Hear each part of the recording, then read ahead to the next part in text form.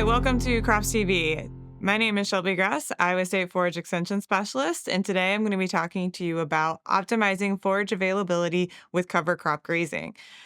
And so to start off with today's presentation, I'm just going to go over why cover crops. And typically speaking, we're thinking about cover crops as a weed suppressor.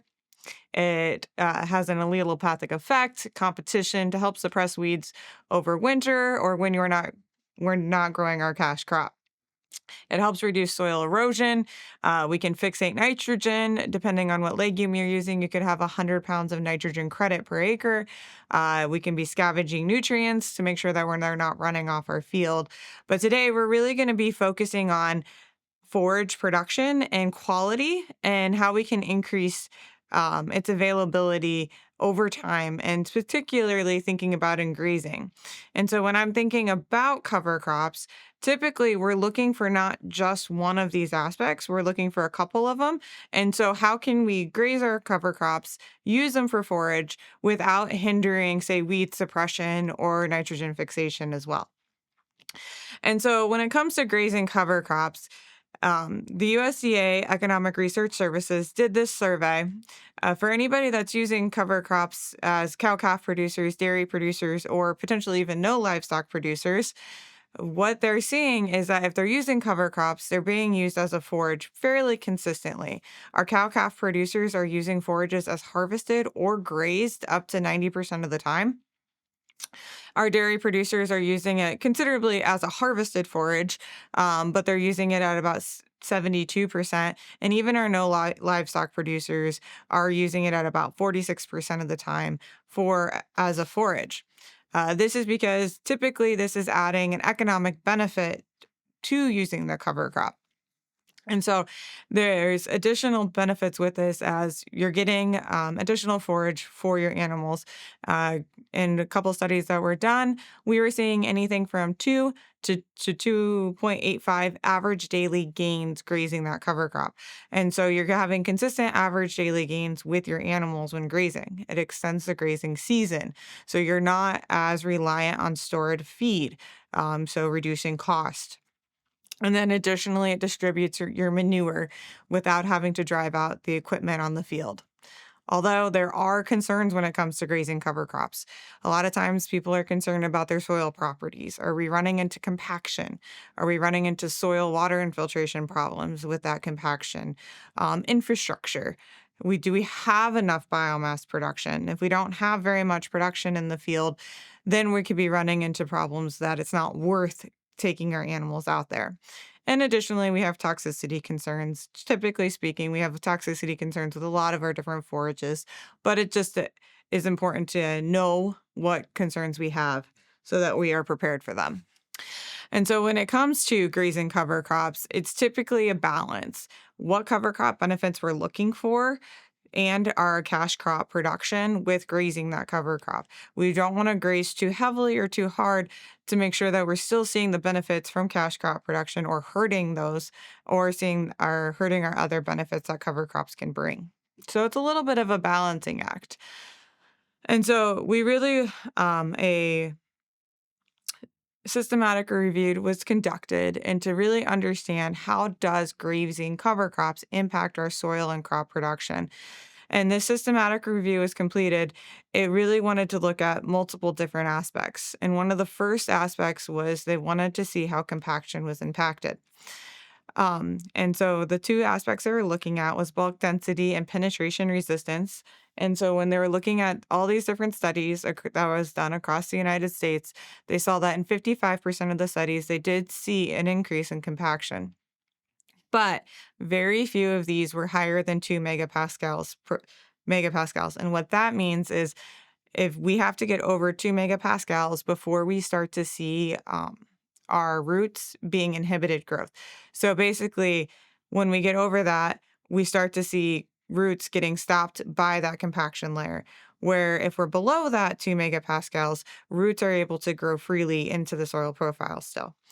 And so there were very few cases that happened. And in those cases, it typically was a very wet year and they had a very high stocking rate during those times. And we saw that our soil compaction varied among years. And so, what that is showing is that we weren't seeing that if we graze year 1 to 2 to 3 to 4, an consistent increase in soil compaction. We might have seen that in year 2, there was compaction, but by year 3, it was gone. And so, the hypothesis behind why that is changing is our freeze-thaw cycles could be breaking that compaction. So, it's a light compaction or light tillage. And so, we're not seeing that grazing is causing um, significant compaction in our soils. Next, I wanted to look at water infiltration. And so, with this, the majority of the time in the studies that they looked at, they saw that it was not impacted by grazing. Water was still able to infiltrate the soils very well. There were a couple that saw an increase in water infiltration, and a couple that saw a decrease. There was no consistent pattern with grazing impacting our water infiltration. Our total soil carbon and microbial biomass. This was looked at because we really see cover crops as a soil builder. And so we want to make sure that we're still seeing that we're potentially increasing our soil organic carbon or not impacting it. And they saw that there was very few studies that found that the soil organic carbon had decreased. And the hypothesis behind this is there could have been considerable removal rates of the cover crop, and so that's making sure that we're grazing it properly, which we will talk about later. But the majority of the studies, they saw that soil organic carbon was maintained when grazing. And then lastly, and maybe most arguably one of the most important aspect was crop production yield. So how did our cash crop do? The majority of the studies did not see an impact on crop yields. There were a few studies that noted a reduction, and there was a study that noted an increase. This varied among years, but there was no consistent decrease with our cash crop yields by grazing their cover crops. And so we're starting to see these benefits. We're not seeing this negative impact by grazing our cover crops. So, what are we selecting? What should we select? What should we grow? And so there's a multitude of cover crop options that we could be growing. Cool season cover crops, warm season cover crops. Is it going to survive winter? Do we have an annual or biannual in this mix? Are we seeing what's our seed to end ratio? All of these things can play an impact.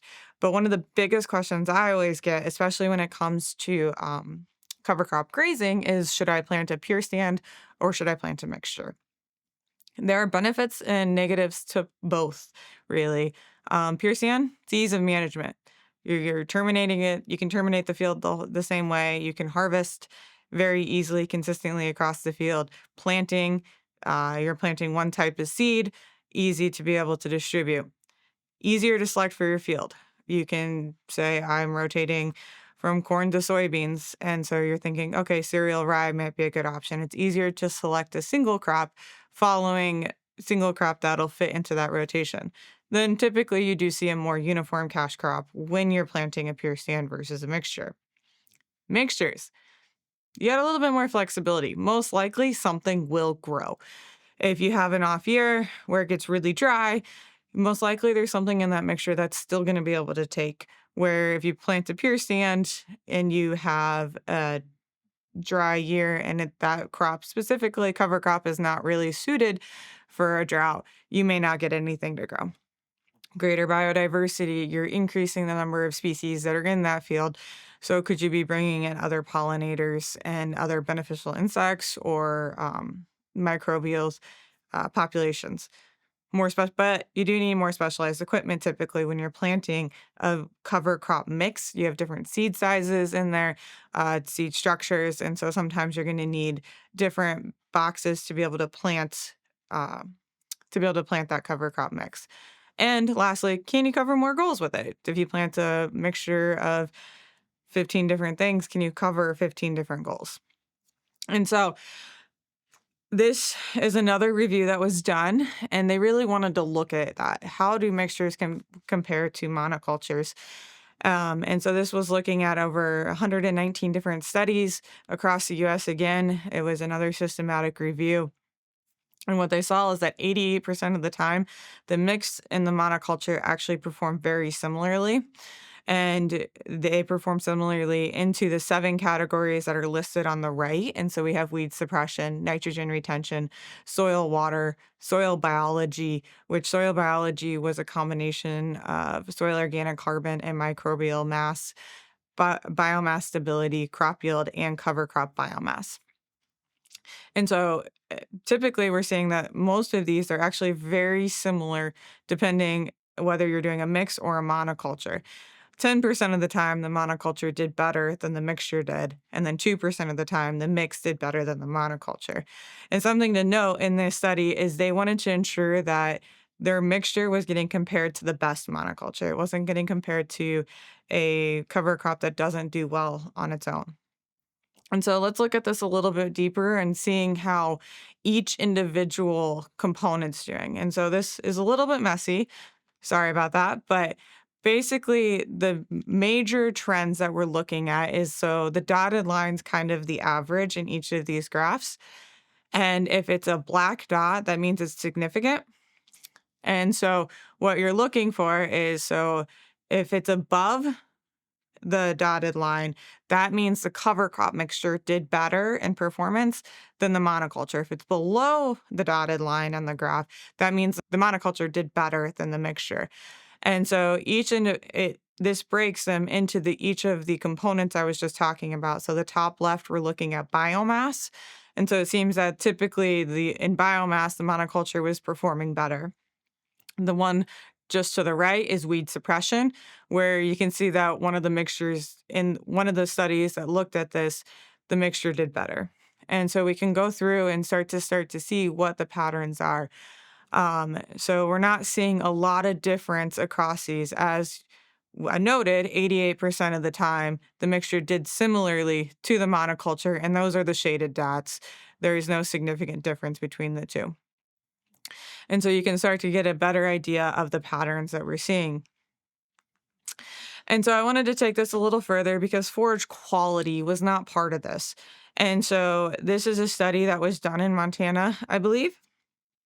And so I compared 15 different cover crop mixtures to a single monoculture, which the monoculture was barley.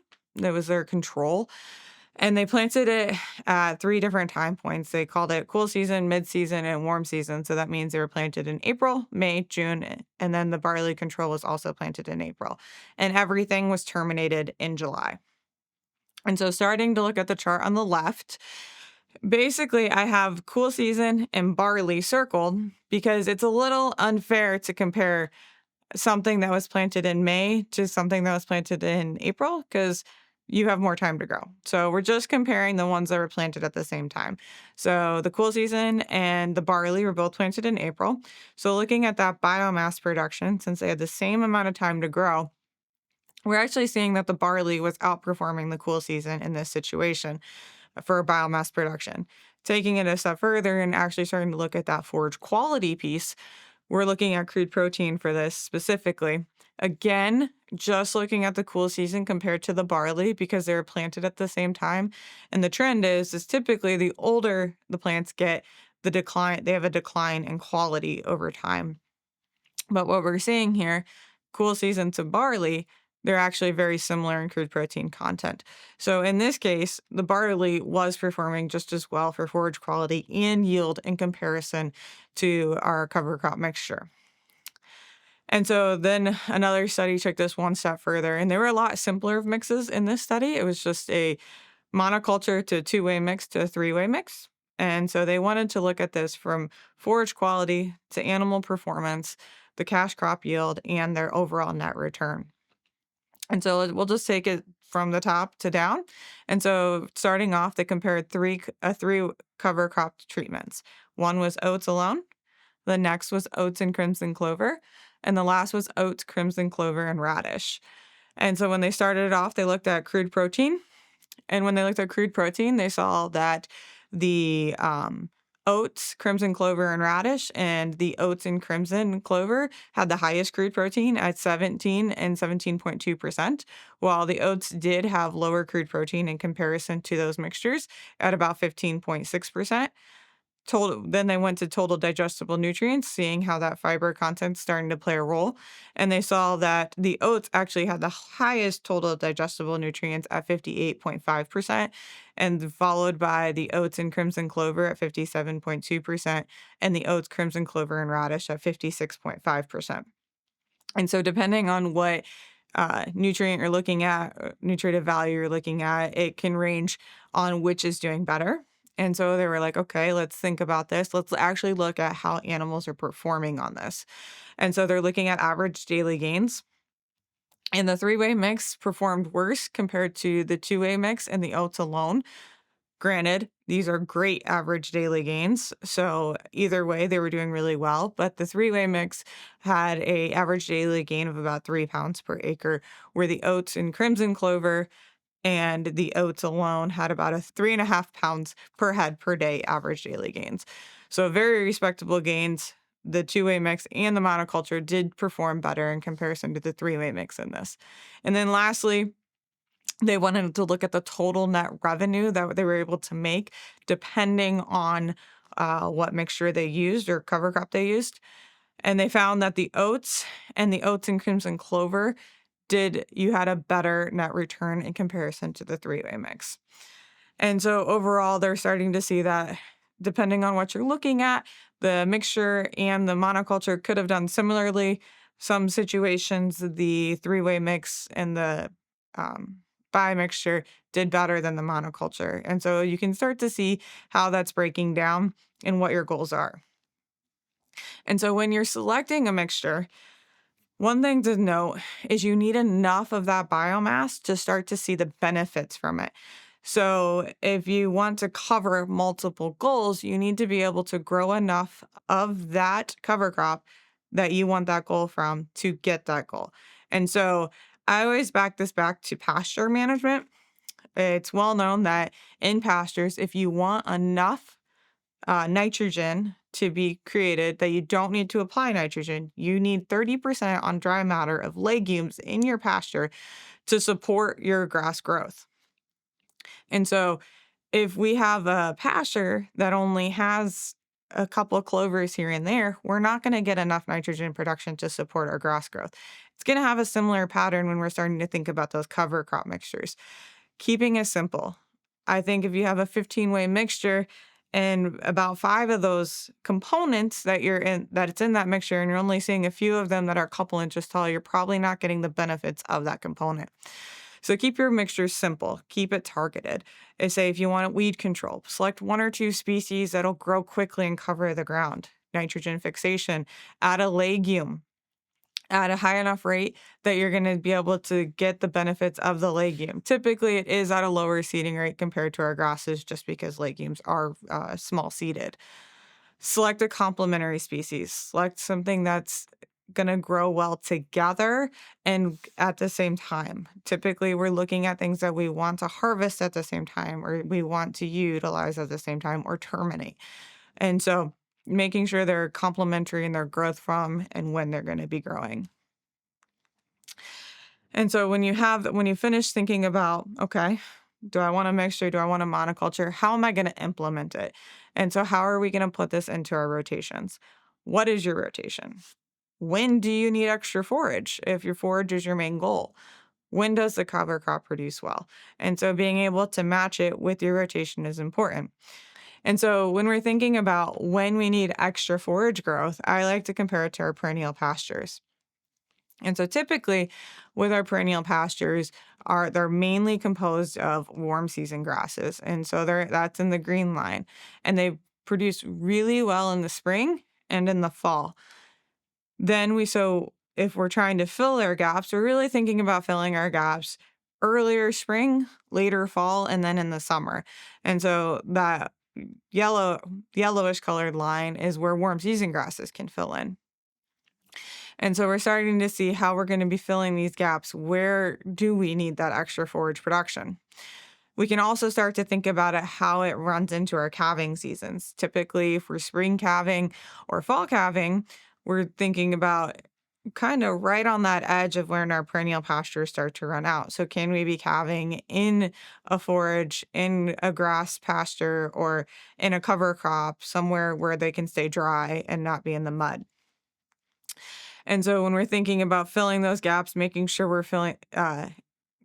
covering those edges, cover crops and those warm season grasses can really help benefit in filling those. We're starting to go further into the fall or earlier in the spring, covering that summer slump with those warm season grasses, being able to fill that gap, keeping forage production high throughout the year. And so in Iowa, we have basically two typical rotations that see, mainly corn to soybean. And so year one, you could be planting corn, planting early May, harvesting late September, early October. And that leaves a fairly short gap from when you harvest to when you have your first hard frost. And so the red lines is signifying that time frame. And so kind of a short time frame to be able to do that. Our other rotation could be a corn, soybean to wheat rotation where we have a small grain such as wheat in the rotation. When we harvest there, we're harvesting more midsummer. And so we have a longer period of growth that could be filled before our first estimated frost. So, are we able to start filling the gaps? When can we be grazing? Are we fall grazing or are we really limited to spring grazing? When can those cover crops be added? And so if we're looking at that corn and soybean rotation, we're really starting to think about this is probably going to be a spring grazing situation. We don't have enough time in the fall for enough growth to occur that we're going to see benefits. So we're going to be wanting a cover crop that can survive winter so that we can graze earlier in the spring. Now, when we have a small grain in the mix, we have that longer growth period. So we're actually starting to look at more of a fall grazing situation where that cover crop may not need to be able to survive until the following year. And so this is just a short table that's from the cover crop field guide. There's going to be some more information on that later, but to kind of start giving you an idea of what you can plant depending on when you're harvesting or what time frame you can harvest. So the bottom of this table, it has late fall following a corn and soybean harvest. And so typically there, we're looking at just grass species and really thinking about a small grain such as cereal rye because it's very winter hardy and it has enough time to establish enough to be able to survive winter. But as you start to being able to plant earlier in the year, such as late summer, midsummer, you're starting to open up your opportunities on what you're able to plant and being able to when you're able to graze. Uh, it's a kind of a simple concept, but if you get more time to grow, you're going to be able to get more biomass. And so, in a study done out of 16 cover crop species, with 2 months of extra growth, they were able to get another ton and a ton and a half of dry matter for grazing purposes. And so, to be able to kind of start thinking about these, there are a lot of resources out there. And so, I just wanted to put these up here so that you can start to think about how you can implement some of these things. Iowa cover crop fact sheets are available through the USDA, and this can help aid in selection, identify cover crop species that you want to use, what your planting rates should be, performance ratings, and things like that. The Midwest Cover Crop Council has a booklet that has a lot of information in it. But again, it can really help you identify those species, cultural traits, what kind of performance rating they have. And they also additionally have a cover crop decision tool. And this is really fun to use. It can help with your selection. You put in what state and county you're from, what your goals are, whether that's forage value for grazing or harvesting, nitrogen scavenging, things like that. And then what cash crop you're using and the estimated planting and harvesting time. And then it'll output the common cover crops that can be used, when they can be planted, and basically a rating to fill your goals. So it'll print off all the cover crops and give it a rating from 4, which is excellent, to 0, which is very poor, to basically meet the goals that you're looking for. And then lastly, this is a cover crop chart. It's like a periodic table of cover crops. It's through the USDA as well. But it starts to break down your cover crops into whether they're cool seasons, warm season, grasses, legumes, and broadleaves. And this can help you start to think about how are they growing, what their growth cycle is, so that you can start matching growth form and growth period to each other when you're starting to put those mixes together. And so after talking about selection, the last thing, and probably one of the most important things, is our management. We want to make sure that we're managing this well so that we're not seeing any negative impacts from compaction, or we're terminating too late and things like that. And so first off, how are we planting our cover crops? We're not going to dive in this too much, but selecting the right um, planting technique can be important to make sure that we're getting them established well. Typically, if we can get them drilled in, that helps establish a really good seed to soil contact, and helps you be able to get that established well. But typically, we have limited planting time. A lot's going on in the fall, especially if we're thinking about adding it to that corn and soybean rotation. We can be aerial seeding. This can be interseeded earlier into that corn or soybean canopy, maybe getting established earlier. Broadcasting, again, we can start getting it earlier into that corn and soybean canopy. Typically, we're doing both the aerial and the broadcasting at a higher rate. And there are other technologies that are being implemented. I've seen people spreading cover crops with manure slurries and things like that. So, really being able to make sure that we can get it in the ground and get it established is going to be really important, though, for the success of that crop. And then when are we planting? We could be frost seeding, and that could be meaning we're doing it in late February, early March. Typically works fairly well with our legumes, but we need to make sure that we're going through a freeze thaw cycle to work that seed into the ground. Are we doing it early season when the corn is at V3 to V6? This can help get it established earlier, maybe more growth by the time that the crop is harvested. Or are we doing late season? And so this is right before it's harvested, and the crop starts to senesce, opening that canopy up, or after harvest. So really thinking about when they're going in to help also establish what cover crops to be used. And one last note is when we're thinking about using this as a forage, our seeding and fertilization rates will vary. Just for an example, typically cereal rye as a cover crop is planted anywhere from a half a bushel to a full bushel per acre. When we're using it as a forage, we're increasing that to 2 to 2.5 bushels per acre. And adding an extra 50 pounds of nitrogen will increase your yield by about a half a ton per acre. So, depending on what your goals are, if forage is one of them, really thinking about what that seeding rate should be, and if fertilization is going to add extra growth for that forage crop or that cover crop. And then lastly, when should it be terminated? Is it going to be terminated by a frost? Do we need to mechanically terminate it? Chemically terminate it? How is that going to work? Specifically, why I put this on here is I don't want anybody to rely on grazing. Grazing is not an effective termination method. Um, you're going to start to see grazing, even if you graze it super heavily, there's going to be spots that are missed and you're going to get growth coming out of those, whether that's where a cow patty is or something like that. Typically, you're just not going to get an even termination if we rely on grazing. And so when should we be thinking about terminating? Soybeans, typically they're not as sensitive to cover crop termination, but they should be terminated before the crop emerges. Corn, typically we're thinking almost 2 weeks ahead of time. I also like to think about this as when can my animals return to a perennial pastures?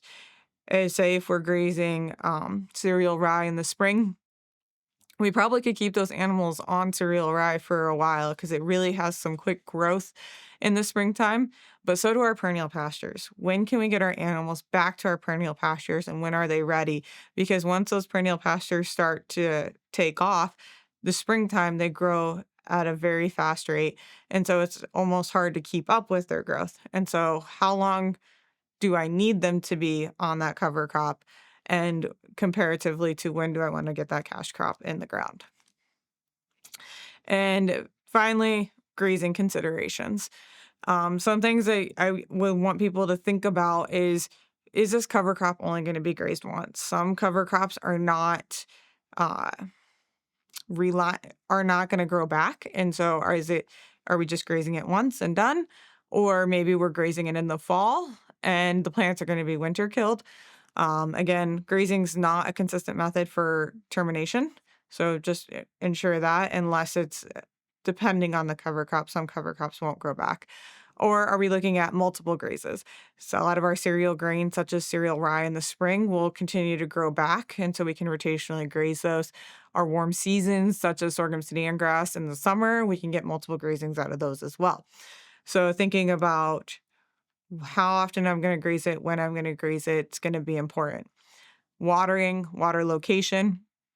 Water location is important in the sense that that's going to be a high traffic area. So if we can maybe keep that in waterways or move that. And so when we're moving the animals to ensure that that is a high trafficked area. And then lastly, when will this be grazed? And so as we're thinking about grazing, we want to ensure that we're hitting some important points. High forage utilization. Can we get uniform manure distribution? Again, avoid that compaction area going back to where that water is. Extend the grazing season and then have minimum impacts on crop productivity and cover crop benefits. If we overgraze, we're probably not going to get the weed suppression that we're looking for example. And then ensuring winter survival. If we have cereal grain that we're grazing in the fall, if we graze it too heavily, we may make that susceptible to surviving winter.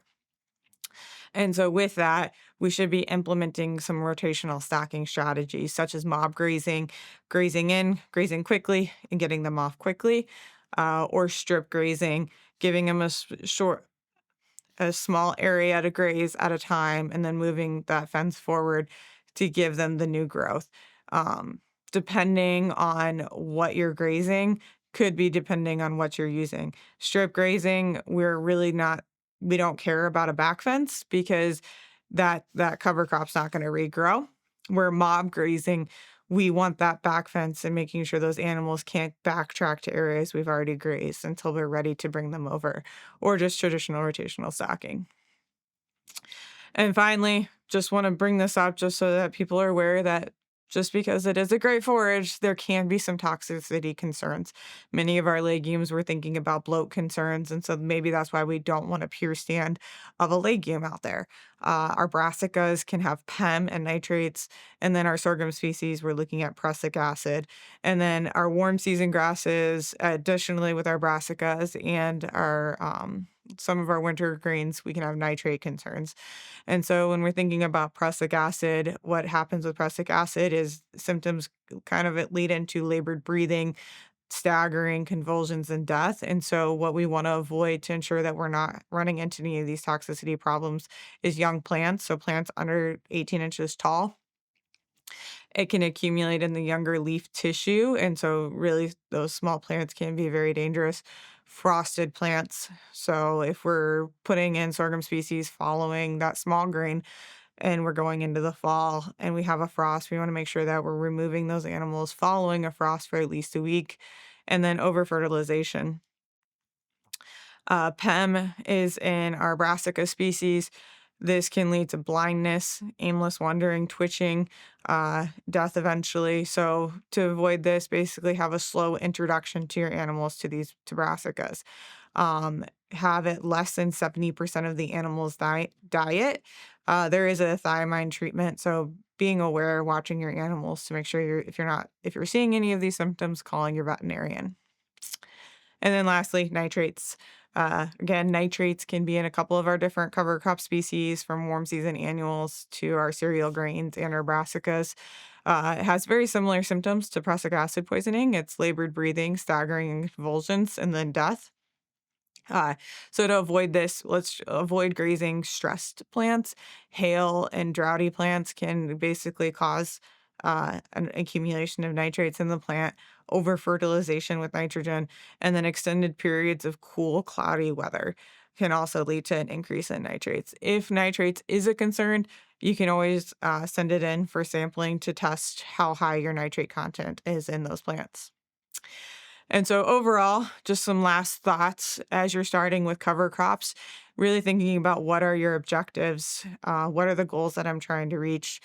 What is my crop rotation? So what that can help determine what cover crops you can use. Where are you located? That's going to help determine how much fall growth you're going to be able to get. Um, when do you need more forage? And then lastly, what land is available? What can you plant? Where can you plant? And what is going to be successful there? And lastly, be flexible. Some years are great, and so trying some different things till you find what fits for you.